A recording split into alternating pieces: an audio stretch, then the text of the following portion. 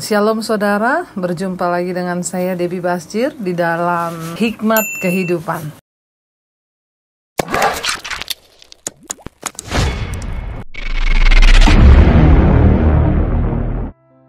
Iya, berjumpa lagi dengan saya Debbie Basjir di dalam Hikmat Kehidupan.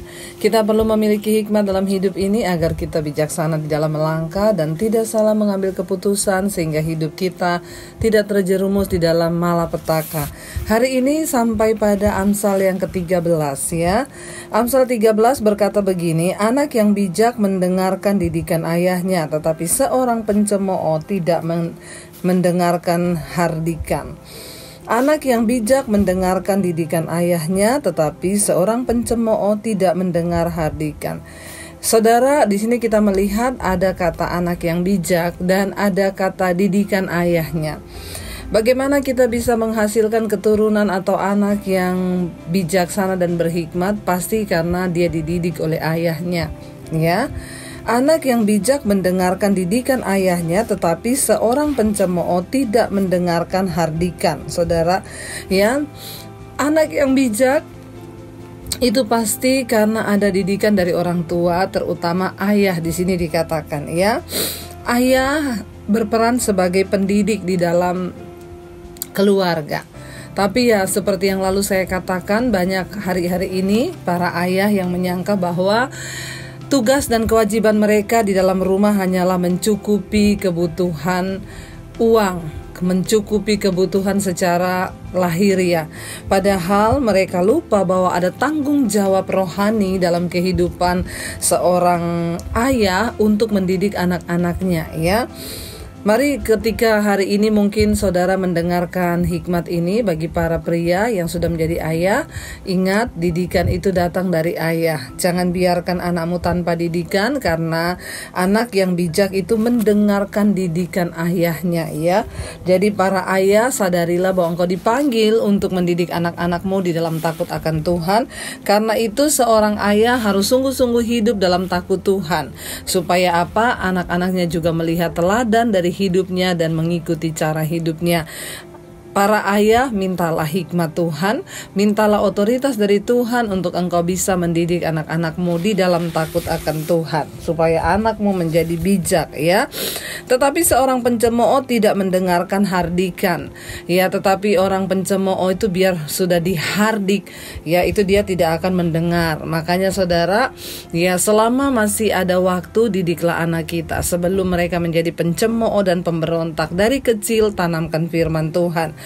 Ya, ayat yang berikutnya di sana dikatakan, ayat yang kedua, saudara, firman Tuhan berkata begini, dari buah mulutnya seorang akan makan yang baik, tetapi nafsu seorang pengkhianat ialah melakukan kelaliman, ya.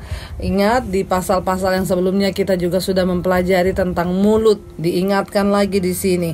Dari buah mulutnya, berarti mulut kita bisa berbuah. Saya selalu mengatakan bahwa perkataan yang keluar dari mulut bibir kita itu seperti benih yang ditanam.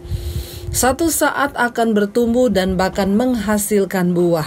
Dan siapa yang akan memakan buah dari perkataannya? Ya, diri kita sendiri. Makanya di sini dikatakan dari buah mulutnya, ya. Artinya apa? Perkataan yang sudah keluar dan melahirkan buah, seseorang akan makan yang baik. Demikian juga kalau kita menabur yang buruk, maka kita akan memakan yang buruk. Kalau kita menabur yang baik, maka kita akan memakan yang baik. Ingat ya, anak-anak yang dididik dengan perkataan yang benar akan menjadi anak-anak yang hidup di dalam kebenaran, dan mereka juga akan memakan yang baik dari kebenaran itu, perkataan orang tuanya. Tapi ketika anak-anak dibimbing, ya, dididik dengan perkataan yang tidak baik dari kecil, maka mereka akan bertumbuh menjadi anak-anak juga yang tidak baik. Mari kita menjaga perkataan kita supaya kita memakan yang baik dari hasil buah mulut kita.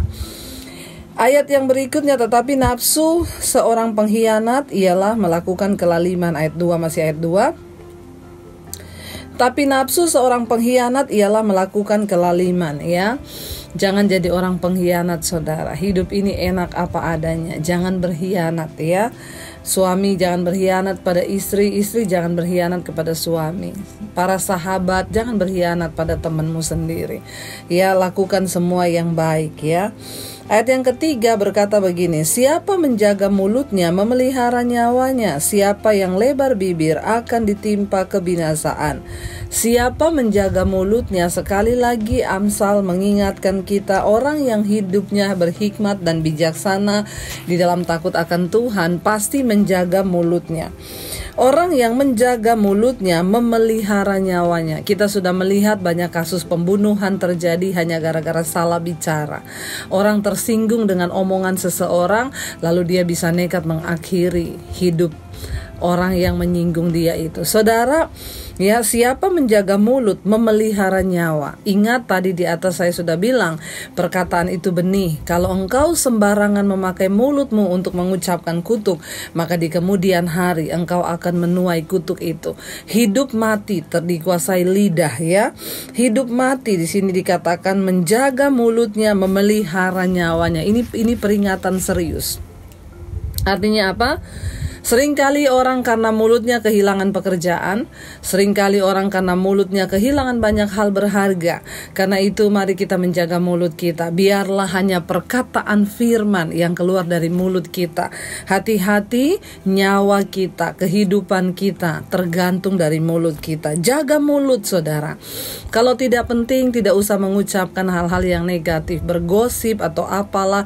Biar mulut kita hanya dipakai untuk memuliakan Tuhan ya. Supaya kita ini menuai kebaikan. Orang Kristen yang suka ngegosip bertobat ya. Mari kita berdoa menjaga mulut kita, terutama ibu-ibu tuh kalau sudah ngumpul ya. Mari kita berdoa supaya mulut kita dipakai untuk saling menasehati, menceritakan firman Tuhan dan bukan menceritakan hal-hal yang lain. Karena apa? Jaga mulutmu, karena hidup dan matimu, nyawamu ya tergantung kepada mulutmu. Di sini dikatakan, siapa menjaga mulutnya memelihara nyawanya. Siapa yang lebar bibir akan ditimpa kebinasaan. Lebar bibir itu bukan berarti bibirnya gede saudara ya. Yang lebar bibir itu artinya apa? Suka ngomong ya. Mulutnya tuh ngomong terus kemana-mana. Dan omongannya itu tidak bermutu. Itu artinya lebar bibir ya. Jadi jangan jadi orang yang lebar bibir. Mari kita menjadi orang yang senantiasa menjaga mulut dan hanya mengeluarkan perkataan untuk sesuatu yang membangun sifatnya. Ayat yang keempat, hati si pemalas penuh keinginan, tetapi sia-sia, sedangkan hati orang rajin diberi kelimpahan. Hati si pemalas penuh keinginan, tapi sia-sia. Namanya juga pemalas, walaupun punya keinginan, apa yang akan didapat? Orang malas ya. Saudara, orang yang malas itu tidak akan memperoleh apa-apa dalam hidupnya. Kenapa? Tidur sebentar lagi, melipat tangan sebentar lagi, lalu datanglah kemiskinan. Malas ya. Hati-hati, hari-hari ini banyak yang jadi kaum rebahan, terutama anak-anak muda ya. Terus ada di dalam latih dirimu, walaupun libur jangan bangun sampai tengah hari ya, walaupun lagi stay at home ya. Saya itu sudah kebiasaan bangun jam 5 pagi, walaupun semua libur apa tetap jam segitu sudah bangun ya. Mari jadi orang yang rajin saudara ya. Kenapa? Karena hati si pemalas penuh keinginan tetapi sia-sia.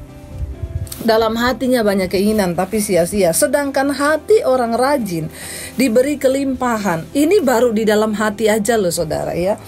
Orang yang rajin itu hatinya itu diberi kelimpahan sama Tuhan. Kenapa? Karena dia rajin. Jadi jangan heran melihat itu orang kok sekarang sukses ya hidupnya. Orang malas itu bisanya iri. Orang malas itu bisanya apa? Ya iri hati melihat keberhasilan orang lain. Karena apa? Dia gak melakukan apa-apa. Tapi ketika orang diberkati hidupnya karena orang itu rajin, mau bekerja, mau berusaha, melakukan sesuatu, ya lalu dia diberkati. Nah, orang malas hanya akan, kenapa ya kok dia sekarang diberkatin, pasti hidupnya tidak benar. Itulah kalau jadi orang malas ya. Mungkin Anda masih tidur, dia sudah bekerja, makanya dia diberkati. Anda masih enak main game. Nih ya, saya mau bilang nih ya, buat para pemalas yang sukanya bangun siang lalu main game, bertobat. Anda akan binasa loh kalau Anda tidak bertobat ya. Jangan habiskan waktumu. Bayangkan berapa banyak waktu yang engkau habiskan untuk pegang HP, main game, tanpa dirasa waktu itu berlalu. Saya setiap hari hampir tidak ada waktu, saudara, untuk nganggur. Ya, dari pagi saya harus mengatur jadwal syuting. Ya, lalu saya sudah harus mengatur bagaimana memasak buat seisi rumah saya, anak dan suami saya.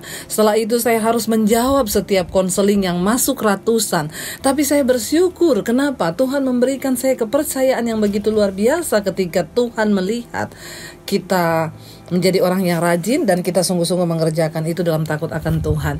Hai pemalas ya, bangun dan bertobatlah, karena engkau tidak akan memperoleh apa-apa dalam hidupmu, hanya kesia-siaan belaka, kata firman Tuhan. Tetapi hati orang rajin ya akan diberi kelimpahan. Di dalam hati aja orang rajin itu sudah berkelimpahan. Ya, ayat yang berikutnya, ayat yang kelima, orang benar benci kepada dusta, tetapi orang fasik memalukan dan memburukkan diri. Ya, orang benar benci kepada dusta, tetapi orang fasik memalukan dan memburukkan diri. Ya, jangan menjadi orang fasik, karena orang fasik itu hanya memburukkan dirinya sendiri, tetapi orang benar itu benci kepada dusta. Yang namanya orang benar pasti benci kepada dusta. Orang benar akan diberikan kepekaan sama Tuhan untuk bisa menimbang ini perkataan dusta atau tidak ya. Jadi saudara, jangan berbohong, jangan berdusta ya. Kenapa? Karena orang benar itu benci kepada dusta, tetapi orang fasik memalukan dan memburukkan diri. Ayat yang berikutnya, ayat yang ke-6, kebenaran menjaga orang yang saleh jalannya, tetapi kefasikan mencelakakan orang berdosa. Ingat, di depan kita ada dua jalan yang dibentangkan. Ada jalan kebaikan, ada jalan kefasikan. Ada jalan kesalehan, ada jalan kefasikan. Ada jalan kebenaran, ada jalan kesalahan. Ada berkat, ada kutuk di depan jalan kita. Mana yang akan engkau pilih, saudara? Ya, ayat ini berkata, ya, kebenaran menjaga orang yang saleh jalannya, tetapi kefasikan mencelakakan orang berdosa. Mari kita hidup menjadi orang benar. Kenapa? Karena kebenaran akan menjaga jalan kehidupan orang saleh. Makanya orang saleh tidak akan mudah jatuh di dalam pencobaan, tetapi orang fasik akan dicelakakan oleh kefasikannya. Orang berdosa akan dicelakakan oleh kefasikannya. Ada orang yang bertanya kepada saya, Bu, kenapa Tuhan tidak adil? Ya, saya hidup banyak malapetaka, Bu. Saya ditipu orang, saya salah memilih, ya saya banyak mengalami. Ya Tuhan itu tidak adil bagi saya. Saya bilang, hello, jangan menuduh Tuhan tidak adil. Periksa jalan hidupmu. Sudahkah engkau menjadi orang benar? Kalau engkau menjadi orang benar yang mencintai kebenaran, engkau berjalan di dalam jalan hikmat, maka Tuhan akan melindungi. Engkau berjalan dengan kebodohanmu sendiri, engkau berjalan dengan hikmatmu sendiri, lalu ketika engkau jatuh dalam malapetaka, engkau menuduh Tuhan tidak adil, betapa fasiknya engkau. Bertobat, saudara ya. Tuhan sudah berkata, firman ini berkata, kebenaran akan menjaga jalan hidup orang yang saleh ya, tetapi kefasikan akan mencelakakan orang berdosa. Kalau orang itu menjadi benar, maka kebenaranlah akan menjaga jalanmu. Tetapi waktu engkau hidup dalam kefasikan, maka kefasikan yang akan menjatuhkan engkau ke dalam malapetaka. Karena itu, mari kita sungguh-sungguh minta kebenaran Tuhan penuh dalam hidup kita, supaya kita tidak salah melangkah, supaya kita ada di dalam jalan hikmat, supaya jalan-jalan kita dilindungi oleh Tuhan, dan kita tidak terjerumus, saudara. Dan ketika sudah terjerumus, baru kita berkata, Tuhan tidak adil, bertobat. Kenapa banyak kesalahan terjadi dalam hidup kita? Karena kita tidak sungguh-sungguh mencari Tuhan, karena kita tidak sungguh-sungguh berdoa meminta kehendak Tuhan. Berdoalah, carilah hikmat Tuhan supaya kita terbebas dari setiap malapetaka. Ayat yang berikutnya, ayat yang ke-7 berkata, ada orang yang berlagak kaya tetapi tidak mempunyai apa-apa. Ada pula yang berpura-pura miskin tetapi hartanya banyak. Ya, ada orang yang berlagak kaya padahal nggak punya apa-apa. Ya, bertobat. Tidak usah berlagak kaya. Hidup ini apa adanya saja, saudara, ya.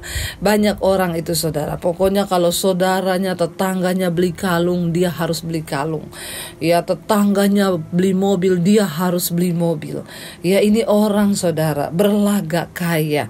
Tetapi ada orang yang berpura-pura miskin tapi memiliki banyak harta. Kita ini apa adanya saja.